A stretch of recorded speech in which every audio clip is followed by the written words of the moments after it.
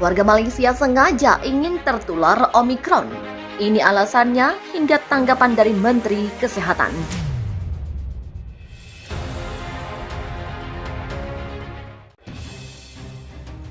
Entah di mana sumber medisnya, di Malaysia, sejumlah warga negara itu sengaja ingin tertular COVID-19 varian Omikron. Tujuannya agar segera terbentuk kekebalan kelompok atau herd immunity. Kabar aneh itu pun sampai juga ke Menteri Kesehatan atau Menkes Malaysia, Khairi Jamaluddin. Secara tegas dia melarang rakyat Malaysia sengaja tertular virus COVID-19 varian Omikron atau menolak vaksinasi COVID-19 untuk mencapai kekebalan kelompok. Hanya karena varian Omikron dipandang lebih ringan dan kurang mematikan. Seperti dilansir dari Straits Times pada Minggu, Khairi menyatakan respon setiap individu terhadap virus dapat sangat bervariasi. Kita tidak tahu bagaimana efek virus pada pasien, apakah dia divaksinasi atau tidak, atau bagaimanakah sindrom COVID panjang akan terjadi. Demikian kata Khairi. Masih belum ada bukti ilmiah yang mengatakan bahwa terinfeksi varian Omikron akan memberi kita kekebalan kelompok. Ia menambahkan, bersyukur bahwa Omikron lebih ringan, tapi bukan berarti harus keluar dan tertular. Demikian ujarnya usai membuka program Go NGO model KK 2.0 tingkat nasional untuk mengakhiri infeksi HIV di Puskesmas Pandamaran. Program ini merupakan kerjasama antara pemerintah Malaysia dan lembaga swadaya masyarakat yang memanfaatkan klinik kesehatan pemerintah secara nasional untuk menjangkau dan merehabilitasi pasien yang terinfeksi HIV atau Human Immunodeficiency Virus. Khairi menanggapi pertanyaan tentang pernyataan ahli virologi bahwa penularan Omikron yang tinggi dan gejala yang lebih ringan dan tingkat kematian yang lebih rendah dapat membantu membangun kekebalan kelompok di masyarakat.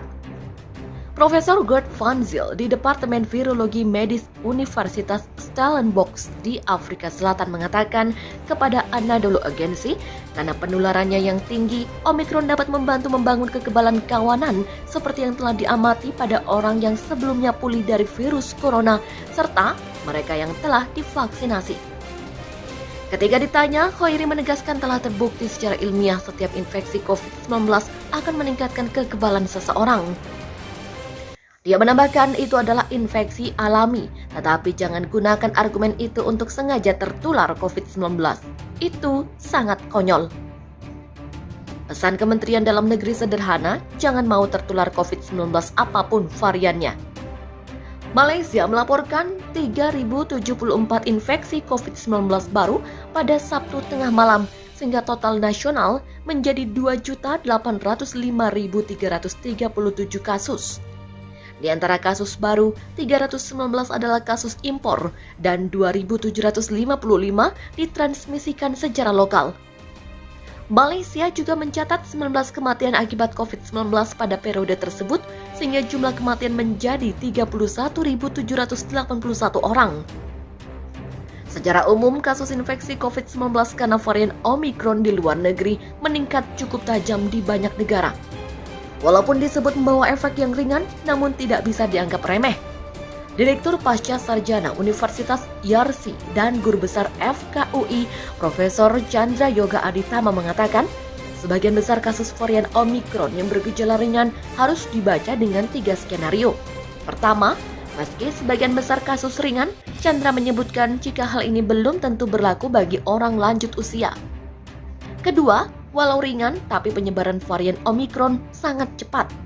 Maka walaupun sebagian kecil sedang atau berat, kalau jumlah kasus sangat besar, akibatnya bisa mengganggu rumah sakit dan sebagainya. Ketiga, pada kenyataannya, varian Omikron telah menyebabkan minimal puluhan orang meninggal. Dan banyak orang masuk ke rumah sakit. Di Inggris saja, Chandra menyebutkan terhitung pada 31 Desember tahun lalu, sudah melaporkan 75 orang meninggal karena Omikron. Menkes Malaysia larang warganya sengaja tertular varian Omikron untuk bentuk kekebalan kelompok. Menteri Kesehatan Malaysia Khairi Jamaluddin melarang rakyat Malaysia sengaja tertular virus COVID-19 varian Omikron atau menolak vaksinasi COVID-19 untuk mencapai kekebalan kelompok hanya karena varian Omikron dipandang lebih ringan dan kurang mematikan. Seperti dilansir dari Straits Times pada Minggu, Khoiri mengatakan respon setiap individu terhadap virus dapat sangat bervariasi. Kita tidak tahu bagaimana efek virus pada pasien, apakah dia divaksinasi atau tidak, atau bagaimana sindrom COVID panjang akan terjadi. Masih belum ada bukti ilmiah yang mengatakan bahwa terinfeksi varian Omicron akan memberi kita kekebalan kelompok. Khoiri menanggapi pertanyaan tentang pernyataan ahli virologi bahwa penularan Omicron yang tinggi dan gejala yang lebih ringan dan tingkat kematian yang lebih rendah dapat membantu membangun kekebalan kelompok di masyarakat. Profesor Gert Van Zyl di Departemen Virologi di Medis Universitas Stellenbosch di Afrika Selatan mengatakan karena penularannya yang tinggi, Omicron dapat membantu membangun kekebalan kawanan seperti yang telah diamati pada orang yang sebelumnya pulih dari virus corona serta mereka yang telah divaksinasi. Ketika ditanya, Khoiri menegaskan telah terbukti secara ilmiah setiap infeksi COVID-19 akan meningkatkan kekebalan seseorang. Dia menambahkan itu adalah infeksi alami, tapi jangan gunakan argumen itu untuk sengaja tertular COVID-19. Itu sangat konyol. Pesan Kementerian Dalam Negeri sederhana, jangan mau tertular COVID-19 apapun variannya. Malaysia melaporkan 3.074 infeksi COVID-19 baru pada Sabtu 15 Januari tengah malam, sehingga total nasional menjadi 2.805.337 kasus. Demikian menurut Kementerian Kesehatan. Di antara kasus baru, 319 adalah kasus impor dan 2.755 ditransmisikan secara lokal menurut data yang dirilis dari situs web Kementerian. Malaysia juga mencatat 19 kematian akibat COVID-19 pada periode tersebut, sehingga jumlah kematian menjadi 31.781 orang. Kabar bahwa infeksi SARS-CoV-2 varian Omicron hanya menimbulkan gejala ringan, lebih sedikit kasus rawat inap, dan tak terlalu banyak menimbulkan resiko kematian, memunculkan gagasan untuk menjadikannya sebagai vaksin alami. Apa jadinya jika orang sengaja tertular COVID-19 untuk mendapatkan kekebalan? Ada perdebatan aktif di antara para ahli bahwa Omicron adalah strain yang relatif lebih lemah. Omicron mungkin tidak menghasilkan penyakit yang parah dan dapat menginduksi kekebalan kelompok secara alami yang kuat serupa dengan apa yang dilakukan vaksin COVID-19. Ahli paru Rumah Sakit Manipal di India, Dr. Panit Khanna, menjelaskan gagasan itu. Ia menyebut bahwa ada hipotesis untuk kelangsungan hidup yang berkelanjutan. Menurut Dr. Khanna, virus cenderung berevolusi menuju jenis yang tidak terlalu parah.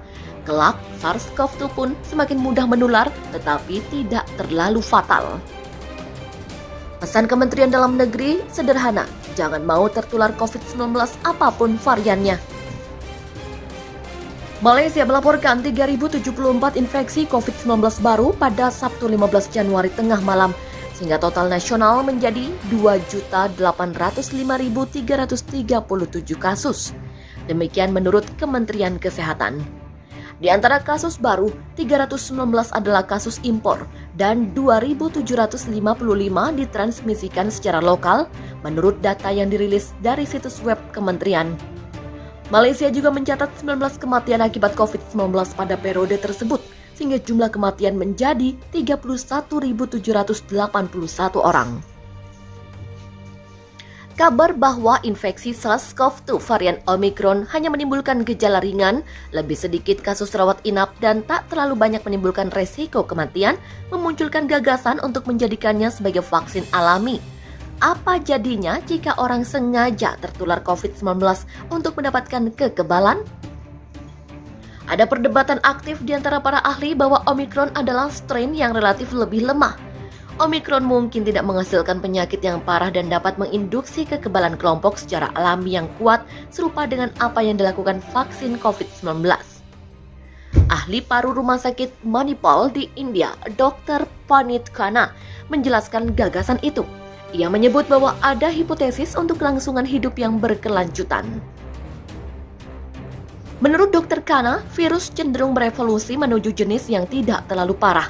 Kelak, SARS-CoV-2 pun semakin mudah menular, tetapi tidak terlalu fatal.